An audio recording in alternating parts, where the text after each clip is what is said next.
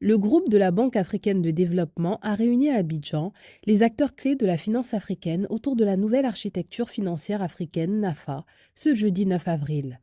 L'objectif est de combler un déficit de financement de plus de 400 milliards de dollars par an, malgré une épargne domestique estimée à 4 000 milliards de dollars.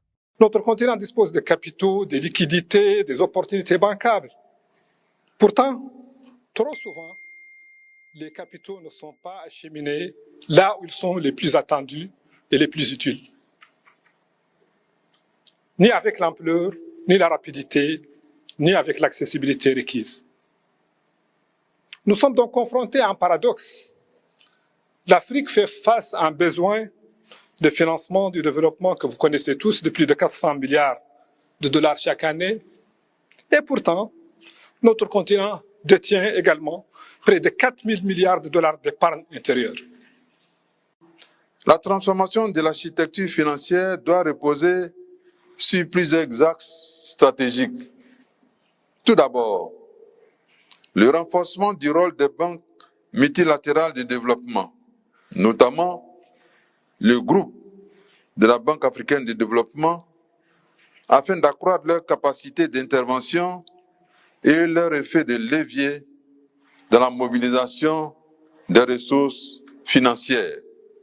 Ensuite, le développement d'instruments financiers innovants, tels que les obligations vertes, les mécanismes de financement mixtes, les garanties des risques ou encore les fonds d'investissement dédiés aux infrastructures, aux transitions énergétiques et à la souveraineté alimentaire.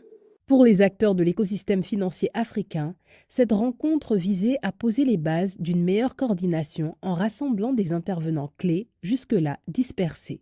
Alors, la nouvelle architecture financière africaine va changer complètement le paysage financier de l'Afrique, parce que pour la première fois, tous les acteurs financiers africains vont pouvoir travailler ensemble, mais surtout pouvoir se compléter. Parce que l'enjeu en réalité de l'architecture, c'est que aujourd'hui tout est fragmenté. Et justement, le fait de pouvoir dire telle banque de développement joue ce rôle, telle banque commerciale joue ce rôle, tel fonds de garantie vient compléter le mécanisme, permet d'organiser l'architecture. Avoir un compte bancaire doit être un droit de citoyen pour nous permettre de mobiliser davantage l'épargne qui dorme sous les matelas et dans les plafonds. Donc il faut recycler l'épargne pour pouvoir réussir à faire un financement accéléré du développement du continent et révéler le potentiel qui existe. Les marchés des capitaux sont fragmentés, les monnaies ne sont pas convertibles entre elles.